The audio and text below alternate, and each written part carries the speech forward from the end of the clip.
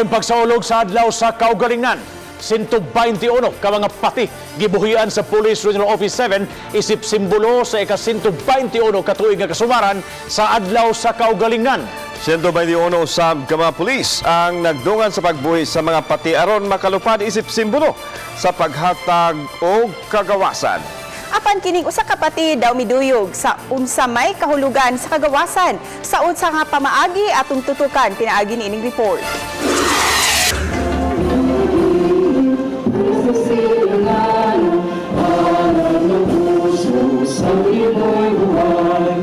Pasado alas 7 sa buntag, gisaulog ang Philippine Independence Day sulod sa PRO7 headquarter.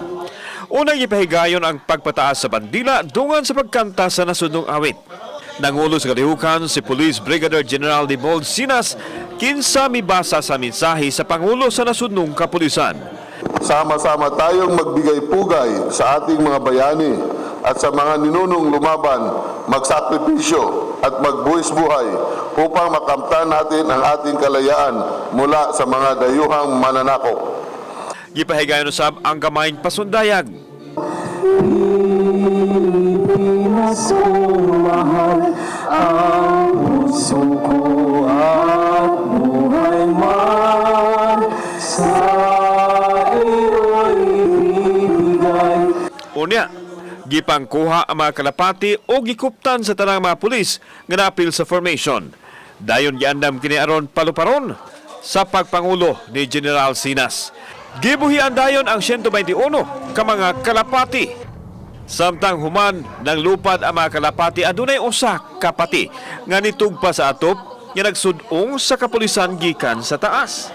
Taod-taod nilupad kini dungan sa pagpanglakaw sa mga pulis human sa kalihukan. Murag mihubad kini sa kanta nga adunay lyrics nga ibon man ay may layang lumipad. Happy Independence Day. Hopefully this is the time na we reflect on our appreciations kung sa ang Independence Day, of what we do and what we have not done para sa ikasato ang bayan. Kauban si John Solon, ako si Alan Domingo, Balitang, Bisdak.